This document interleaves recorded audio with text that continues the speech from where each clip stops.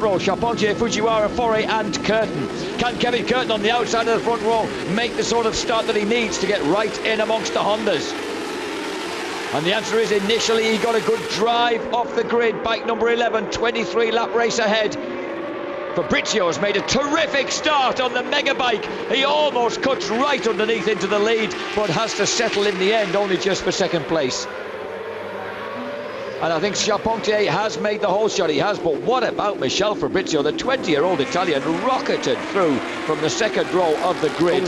He qualified 5th, and someone's down, and that is number 86 has gone down. 86 is Victor Carrasco, who qualified in 7th place. What bad luck on the Laglice Yamaha R6, the leading Spaniard. And what a distressing start to your home race after going through all that all weekend, James. Yeah, and qualifying really well, actually. I think they'll be really pleased with that. Not pleased with the crash, obviously, but definitely pleased with the qualifying. So the 23-year-old local boy from 75 miles away on the coast at Barcelona is out before he's last tasted 30 seconds of the race. Well, at least he hasn't got far to go home, has he? No, that's true. It looked like he was setting off to walk it, actually. Fabrizio is just behind Sebastian Charpentier. Fabien Foray's next, and Kevin Curtin in 4th place on bike number 11. There's one of the two Dark Dog team members. Great expression, Dark Dog. Who would drink something called Dark Dog without feeling like you were risking death? A dog? Perhaps. Kevin Curtin, Stefan Chambon's made a bright start ahead of Fujiwara, so it's Fujiwara who's done himself no favours in the jump off the line and left himself a lot of work to do here. He's just ahead of Xavier Forres in 7th place. Barry Veneman's 8th. Walter Damon, a good start in 9th ahead of Gianluca Nanelli. And the other man who's made a terrible start is Brock Parks, back in 11th place, just ahead of Stickfelt in 12th. And Kern's looking fairly keen to get past... and already has done. He has. I think he's nipped his way through fairly smartly. Walter Damon really chuffed to be back in the European circuits. He knows he almost came to race British Supersports in the UK, but he was put off by Perariba saying to him, "Oh, you wouldn't believe some of the circuits you're going to come up against, mate." He said, well, so he decided to go to Germany where he knows the circuits. Yeah, well, he knows how bad the circuits are. I know that Perariba might be complaining, but he's sticking there for another year. He's out there again this year in the British Championship. Oh, I think he's quite enjoying it, and we're already lost at number 15, and Matteo Baiocco, the 20-year-old Italian on the light speed Kawasaki. Oh, I think he's just gone gardening. He's coming back into the race now. Yeah, it doesn't look like he's been off. He's just been off the circuit. At the front, Sebastian Charpentier, bike number 16, 32-year-old French former World Endurance winner, in fact, is holding station at the front. But behind him, he's got Michel Fabrizio and that determined veteran man from Sydney, Kevin Curtin. Kevin Curtin went off to become the Australian Supersports champion. He was one of these guys whose career has taken him back and forth from the Antipodes to Europe. He races in Australia, does well, comes back into World Supersports, does pretty well, and disappears back to Australia again. Yeah, he certainly seems to be maturing with his...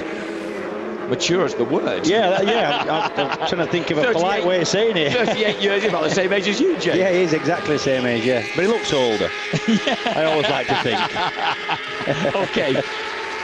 And there's Nanelli's Ducati getting involved in some real paint swapping and fairing scraping here with Brock Parks in contention, trying to find a way through. And indeed he has. Kevin Curtin, incidentally, was the 2003 was the Formula Extreme and Australian Formula Extreme and Supersports champion before coming back in 2004 to earn 6th place in the World Supersports Championship. Yeah, as well, he's done a little bit of racing in Japan over the years as well. He actually kicked off on 125s. He was the Australian 125 champion 10 years ago at the princely age of 28. You know, one of these guys who was always going to develop late. Yeah, he didn't. Somebody went really wide then. I think it's Curtin trying to find his way past Fabrizio, and just behind them, number 21, Katsuaki Fujiwara, trying to make up for that rather dismal start, because he can see his teammate disappearing into the distance. And the guy who suffered a bit here is Fabien Foray. The Ferret has slipped back into 5th place. Yeah, he doesn't... Fujiwara doesn't ever seem to be able to get the bike either off the line or around the first lap. as quick as what he should be able to do, and he always leaves himself quite a lot of work to do. He always goes as quick as anybody just about, but never seems to be able to go from the start. And he's a fellow of considerable experience. You know, he's been around a long time. He's raced, he's done bits of MotoGP, World Superbikes. Yeah, certainly. Most of it is Suzuki, MotoGP with Suzuki, Superbikes with Suzuki, with mixed success, it has to be said. He actually won the Suzuka 4-hour race way back in 1992 as a young fella, really making his way. He's diving underneath Curtin here, and there's no way that Curtin can respond to that. The Honda just slips underneath into the turn 2. That's as clean as you like that. You're never likely to say cleaner. And he's going to make a move on Fabrizio just at a turn where you wouldn't expect him to. No, you wouldn't. That's going in there, you're dragging a lot of brake almost right to the apex, and it's the easiest corner in the world to fall off with the front end, is that one. Apart from this one they're going into now. I think I said that in the previous race. Again. One or two people crashed there during World Superbike qualifying yesterday. It's an easy one to low start. It is, it very much is. And it's one of the ones that, when you're looking for a bit of time, it's the easy one to try and push it in there, because you don't feel to be going in there that quick. But it sucks you in with the brake on, and it is easy to lose the front. Well, our French colleagues, after the loss of Regis Leconi from the World Superbike race, would be certainly hoping that Charpentier was going to nail this race here in Valencia. He's going to have to go about it in some sort of style, because I think that Katsuaki Fujiwara is going to take off after him. I think he is. He's left it a little bit late, but saying that, it looks to me like he's going to be able to catch him. One of the problems is when you've got to go so hard to catch somebody that's made time up on you on the first few laps and made it easy, is you've got to wear your tyre out, and we know what tyre wear's like round here. Tyres are going to become an issue in the last half of the race. Charpentier leads, Fujiwara in second place. Lap times, only a tenth of a second quicker. Fujiwara then over Charpentier, 39.73, Fujiwara 39.6. But the other guys were in the 140s, so really the Tenkate Hondas really look as if they've got this a princely pace going here. Here's Javier Forés taking up the Spanish mantle. He slips beneath the former world champion with Alstara Corona Suzuki, the GIL Motorsport Honda's Stefan Chambon. And Chambon now has got to deal with Gianluca Nanelli on the 749R Ducati. It's amazing how some guys can, find a bike perfectly serviceable and others doesn't. Like Nanelli's been doing pretty well on the, look at him on the 749R. He's having a riot. The thing is, it is a different bike, and if it doesn't suit your riding style, what are you going to do? Number 77, Barry Benneman's also in there with a bit of a vengeance, I was going to say.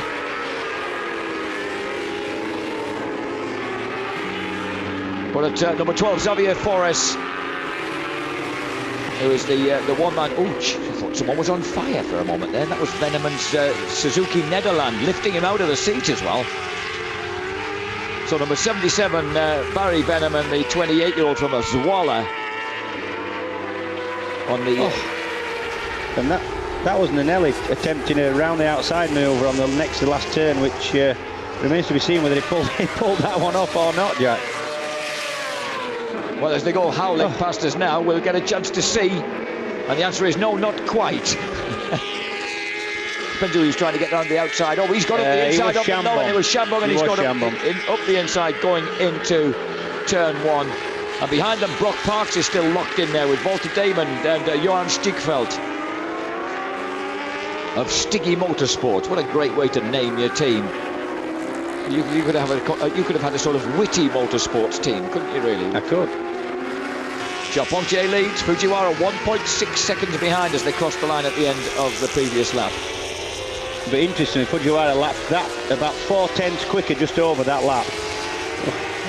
That was Venneman trying to squeeze away inside the Ducati. That's number 23, Brock Parks, whose career's just gone into a bit of a... It's kind of not quite taking the shape that we expected it would do when he made his first blazing appearance on the scene in Europe. Here's number 16, Charpentier. There's number 21, Katsuaki Fujiwara. That gap is not 1.6 seconds it's anymore. Not, and he's close enough. Fujiwara's now close enough to see where he's making the time up and where he isn't, and that's a real big advantage. If you can see that you're making a bit of time up, you get that rush of confidence. Ronald Tenkate there on the left-hand side, taking a break from angling to be team manager here with the Winston Tenkate team. He and this man, Katsuaki Fujiwara, love going fishing together.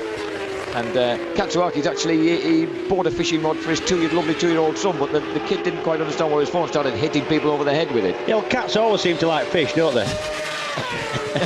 And this one's no different. The gap's down to 1.36. So that gap definitely closing, and also Kevin Curtin has not given up. One of the things I like about Kevin Curtin is that he rarely wears a dark visor. You can always see that face working behind the visor. We'll take a quick break, be back with more Supersport action in a moment. Lap 8 of the World Supersport round 3 here at Valencia. This is the absolutely rip-snorting battle going on for third place between number 84 Michel Fabrizio, number 11 old enough to be Fabrizio's dad, Kevin Curtin, and ahead of them the gap is down to 1.1 seconds between the Tenkate Honda duo Charpentier and Fujiwara. In 5th place Fabien Fauré, 6th place Gianluca Nelelli, 7th place Xavier Forres, 8th place now Brock Parks has poked a way through past Chambon and Barry Veneman. Stickfeld 11, Damon in 12th place, and in number 87 Arturo Tizon from local boy from Valencia, a 20-year-old on the Promo Racing Yamaha R6, is having a good ride in 13th place ahead of Sebastian Legrel. We saw Kevin Curtin during the course of the commercial break, James. He had a quick glance over his shoulder, and I mean there are some people who think that that's not always a sensible thing to do, a kind of sign of fate capitulation, as someone comes into the pits. Antonello on the Bertocchi Kawasaki rides out of the race, but I'm hoping that what it was Kevin just checking that he was clear at the back and could just attack the man in front of him. That's it. One thing. If you feel like you're in a race with somebody and you're getting held up a little bit, it's easy to get nabbed from behind when you're just lining up an attack on the person in front. And normally, I think he'd just be checking that there's nobody close enough behind to have a bit of a nip at him. Old cooking Kevin Curtin, he's got a good riding style, hasn't he? He's a pretty smooth, relaxed looking man on the bike. But talking about smooth riding styles, the gap you just glimpsed in the bottom of your screen there with 15 laps to go was down to 0.7 of a second between Charpentier and Fujiwara. Yeah. This is the mayhem going on behind.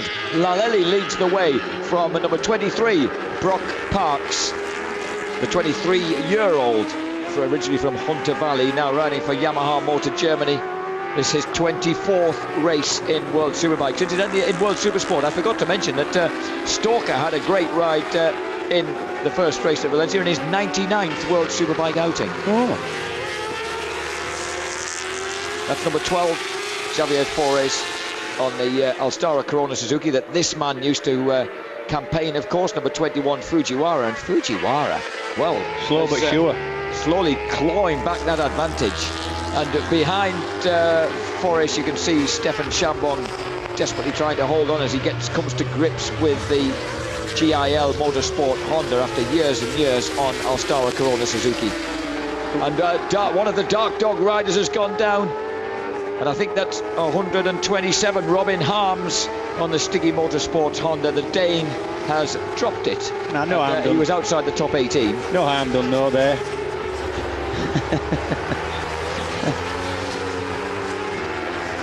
I'm sorry, I'm incapable of speech. Sorry, Jack. It's all right. So Robin Harms comes to no harm, but he's out of the race as this man, Sebastian Charpentier, goes howling past us. 14 laps to go, and he leads by 0.6 of a second. He's responded a little. Yeah, and that it said +1 on his lap, but that would annoy me. I would want, if somebody's actually catching, even though it might be a second or 2 seconds behind, if somebody's actually physically catching me lap on lap, I would want a +0. You go down and have a word with him. That's what I'd want, because he needs to know there's somebody coming. Maybe he's not right on his tail yet, but he will be. Yes. And he needs to know if he's got anything left in reserve to have a go with it. He's certainly consistently between 1 and 2 tenths down per lap on Fujiwara at the moment, so his lead is being chipped away at all the time. But most of the riders will have a system set up with the pit crew of what they want to see on the board, so maybe it's his choice. Yeah. Maybe he just wants that time difference. And surely if he had a second and a half on the lap before, he'll know somebody's catching him. But the urgency of the situation, I'd want to know about.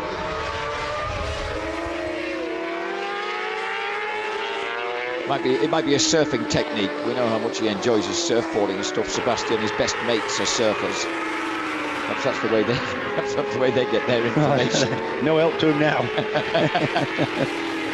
And all the time, Fabian Forey, you can see we keep glimpsing him just behind this battle and just trying to keep tabs on it, but he's just not quite able to maintain. He's about 1 to 2 tenths down on them per lap and just slipping slightly away. Nanelli always looking consistent, but he's a fair distance behind Forey in 6th place. This is the battle for the lead now. Charpentier tonking past across the finishing line. Now the gap 0.54 of a second. And again, just a steady tenth quicker that lap, and that's all they need to do is chip away. There's plenty time left. We saw it happen, of course, when Fujiwara more or less stalled his bike as he came off the start line in the opening race, and he came all the way back through, aided by front end problems for Charpentier.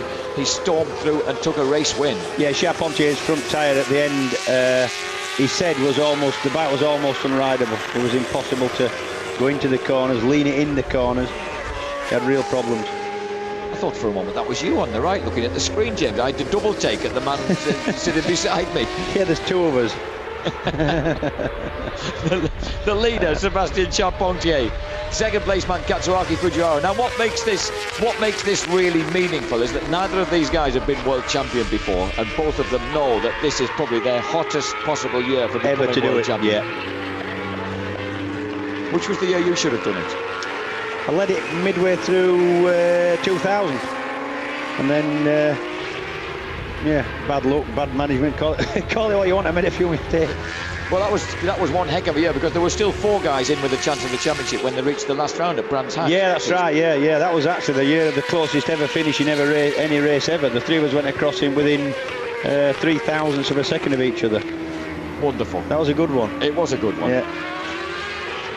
And here's another good one brewing up between the distinctive red helmet of Sebastian Charpentier, who completes lap 11 out of 23, virtually half distance, and he's eked out an extra tenth on that lap. He's actually responded. He's responded, and here comes a response from Kevin Curtin. He's got alongside Michel Fabrizio going into turn 1, and that was a nice bit of drafting by the R6, James. Yeah, you could actually see when they braked as well that you could see the front of the bike going down, and Fabrizio's went down slightly before Curtin's, which means he braked slightly before, and at that speed a fraction of a second difference in braking makes 10 yards on the track. So you just watch the front, you just saw the difference there. A good move then by Kevin Curtin, and he also, it's a neat move just to nip across and snip the line out from underneath the front wheel of the guy you just passed, and it gives him no chance to respond. So Kevin Curtin then moves the Yamaha move and through into 3rd place in Valencia.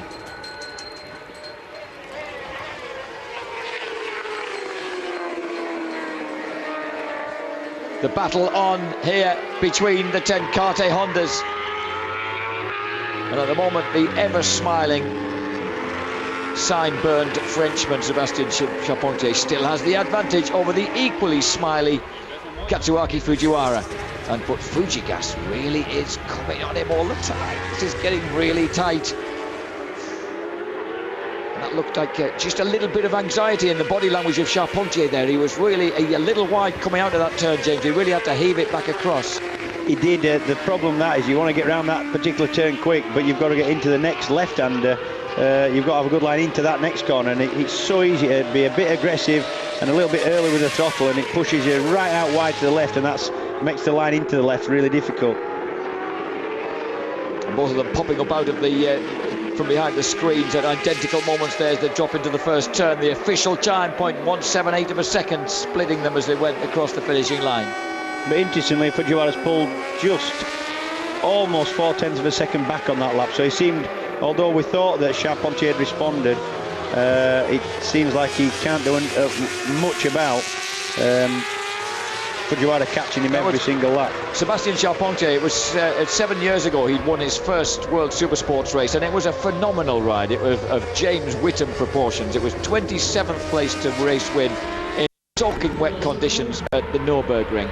And a really wonderful ride. I remember it. I had to have a fist fight with somebody afterwards, and it was all my fault apparently. A fella called Alessandro Gramini, who had a bit of a sector on the track, and it all ended up in a bit some nastiness afterwards. I've seen him run. You're good mates now. Oh, yeah. Good. Former 125 world champion, indeed. Yeah, it's only because we were so small I went to pick on him, but it turns out it was harder than me anyway. This is the battle for the lead here at Valencia. This is the battle for second place, but it looks like Kevin Curtin just might have got the better of Michel Fabrizio. Now, I didn't expect that great ride by the Yamaha Germany R6 pilot, the 38-year-old Kevin Curtin. Sebastian Charpentier, 7th in World Supersport 2003, 3rd in World Supersports 2004, leading World Supersports 2005. 10 laps to go. They rehearsed that, didn't they? Did you see the way they bobbed out? Yeah. And what I like about the Tenkate team, and Gerrit Tenkate in particular, is he cares as much about World Supersport still as he does about World Superbike. He still wants to see these boys doing well and fully catered for. Yeah, he does. I mean, I think it is the most settled, most experienced, and most winning, to use an American phrase, of the Supersport teams. It's interesting that Fujiwara seems to be able to catch Charpentier, and by the time they get to the hairpin, turn 2, they're right together. And then the middle part of the track, Charpentier seems to be able to pull almost half a second out on him. And that's all through all the twisty stuff where you're just keeling from one turn to another. The Frenchman just seems to have that extra bit of flickability. Yeah, he does, yeah.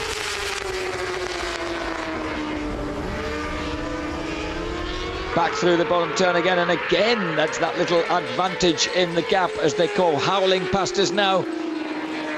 Completing lap 13 out of 23, 140.16 Charpentier, 140.35, and the gap back to 0.36 of a second as they cross the line. I don't know where you are, Jack, but they're only halfway around the lap still.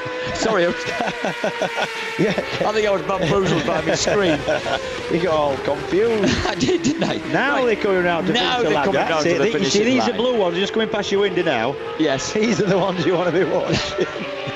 I'll count and see if I can get the gap. And as they whistle across the line, this time, yeah, 140.2 each, with 0.373 of a second between them. I got the gap right, but not the laps.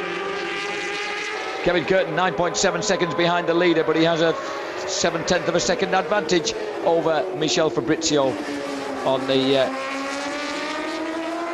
Fabrizio riding for Honda. So at the moment we've got Honda, Yamaha, Honda. So the Curtin very much the filling in the sandwich. This is Brock Parks on the second of the Yamaha Germany bikes, number 23, still with Barry Veneman, the Dutch wildcard, hanging on there on the first of the Suzukis. So Ducati and Suzuki showing well in this race. Nanelli 6th, Veneman in 8th place. And of course the Yamaha Motor Germany it's the old team of long-term Supersport front runners generally for years with Kellner and Teukert. Yeah. And world champions with Teukert in 2000. Yeah. A man who's now doing German Supersport, we believe. Yes, or Superbike. He's doing Superbike. He was riding an MV Augusta in it last year. There's a big rumour around here this weekend that MV are going to be in big time next year with a team run by Giacomo Agostini in World Superbike.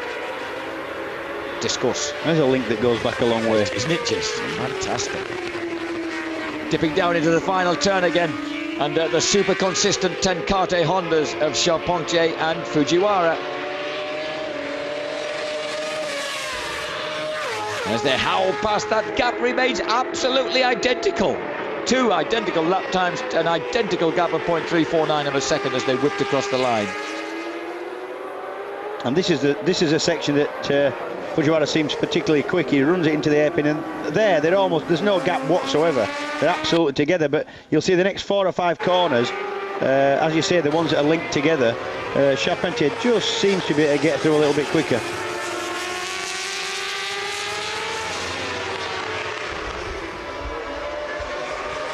the team just keeping a close eye on things as they always do, and hoping that none of these lads will do anything too silly.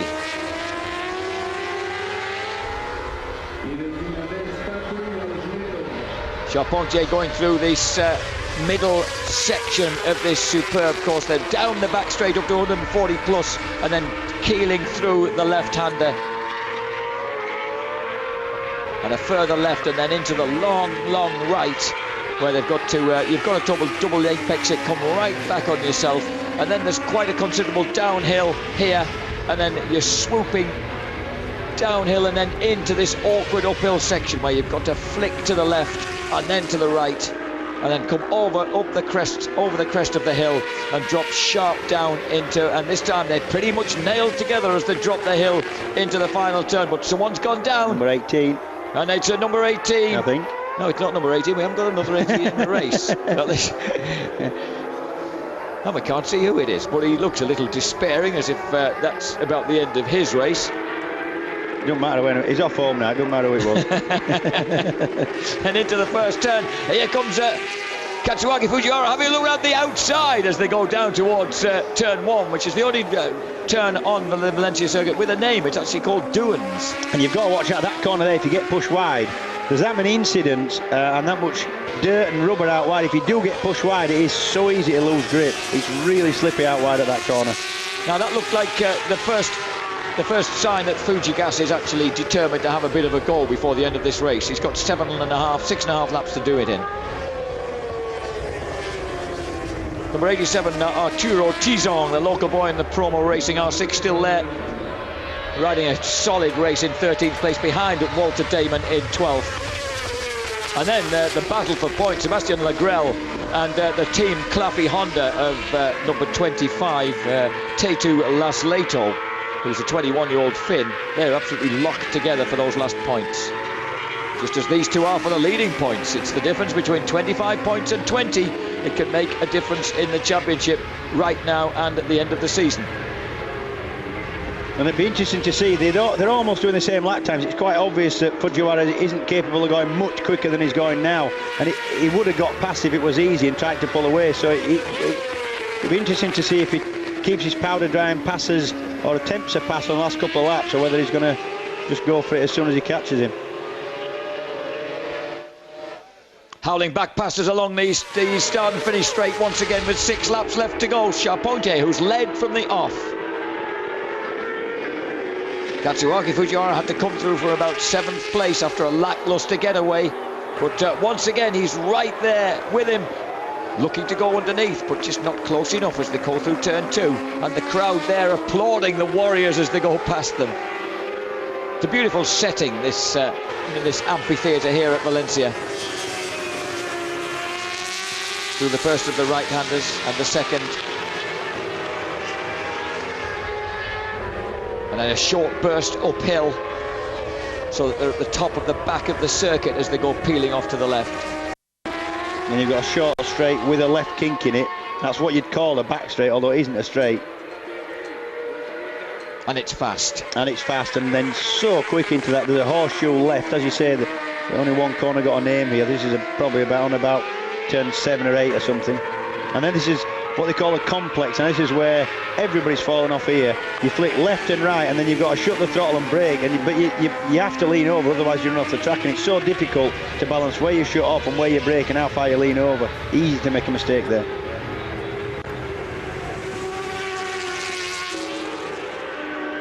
Fujiwara, what is it that makes, what's the difference between able to close right up on someone and attack them and pass them? Round here it's difficult to pass anyway. There's once you've gone off the front straight, it's just one corner after another, and unless you sort of, well, unless you're a lot quicker than somebody. I mean, these guys are racing each other. They're almost exactly the same speed. So there's no one point of the track where one's significantly quicker than the other. So you're either waiting until the person in front makes a mistake, or you take your life in your hands and take a risk. Which is he about to do that? He goes up the inside. No, he doesn't, because he's not close enough. We're going to have to take a commercial break here, and leave this battle alone with 5 laps to go. Charpentier versus Fujiwara. Who's going to be the winner here in 4 laps remaining, and Sebastian Charpentier in World Supersports round 3 at Valencia still holds the advantage, and rather ingenious. He just keeps slinging himself over to the inside line when he comes out of turn 1, James. He does, because that is one of the passing places up the inside into the hairpin, because it's one of the places you can get past, and then it's almost a block pass. You can almost hold a person up. But when he's so closely matched, as these pair of teammates are, it's difficult to see where he is going to get past. All he can do is put pressure on and hope that Charpentier makes a mistake.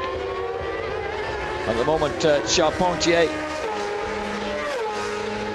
who scored his 4th World Supersports pole position, of course, during qualifying this weekend. He really has dominated things all the way through and been consistently faster than his teammate Katsuaki Fujiwara. But there again, some people are race animals, and Fujiwara certainly claws his way through the pack when it comes to the race, but at the moment he hasn't quite managed to claw his way to the front. But he does look the most relaxed of the pair to me. He just turned 30 on the 27th of March, Katsuaki Fujiwara. Yeah, but been around a long time at top level. As you say, he's raced 500 GPs when there were 2 strokes. I believe he's ridden the 4 strokes as well in testing. He's also he's ridden Superbike at World Championship level on factory bikes, and also the All Japan Superbike Championship. Yep, so he's well experienced. Let's see if he's got a cunning plan, Jack. He's finished 2 years in running. In 99 and 2000 he finished 9th for Alstara Suzuki in the World Superbike Championship,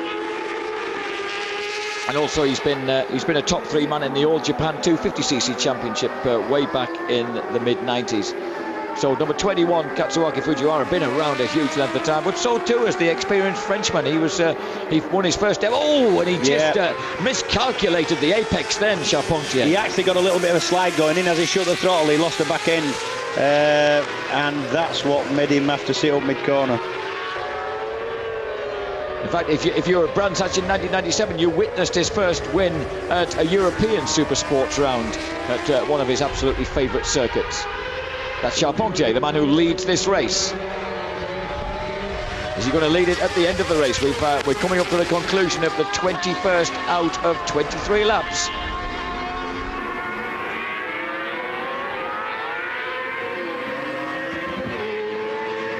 Oh, and Charpentier again seemed to be just not where he wanted to be as he hit the apex of that turn, Jim. Yeah, he used the curves, but the problem with the curves are they are quite bumpy here. You saw the result. He has, the technical term would be a weaving tactic when he's got someone behind him. Yeah, I mean, I think a lot of it's fairly defensive riding, but there's only certain parts of the track where somebody would have a go at passing you here at Valencia. So that them's certainly going into turn 2 into the hairpin. He seems to weave right across to the left-hand side, the inside of the track, and that gives Fujiwara one less chance to get past him, unless he's going to go right round the outside, and I don't think that's possible. To me, it would seem that one of the advantages that Charpentier has is he's faster out of the final turn. He gets a really good run onto the straight. Yes, it just seems to open up a little bit of a crucial gap there. He does. It seems to me that Charpentier has actually worked his tyre a lot harder than Fujiwara, and Fujiwara does seem to be able to run tighter lines and not be sliding around as much. But so far it hasn't benefited him any. It hasn't. As I said, they're so closely matched that it's difficult to see where he's going to get past without doing something silly, and one of the things you don't want to do is knock your teammate down. This is Sebastian Charpentier's 63rd World Supersports race. It's Katsuaki Fujiwara's 49th World Supersports race, and of course he's had 5 victories against 2 for his teammate.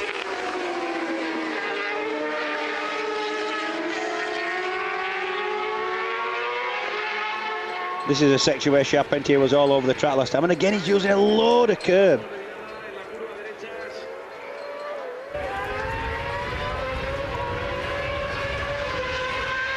Charpentier again just flicks right and left, sets himself up for the uphill right, and then this time it was Fujiwara who was a bit late catching the apex of the left-hander as they drop down to the final left-hander of the track. They'll complete 22 laps as they cross the line this time around. They'll be into the final lap. So for Katsuaki Fujiwara, it's going to be now or never. And he's closer than he has been for a long time as well. Kevin Curtin still third, Fabrizio fourth, Foray fifth. Park is through to sixth place ahead of Barry Veneman, the man who dominated the opening round of the Dutch Supersport series at Assen a week ago.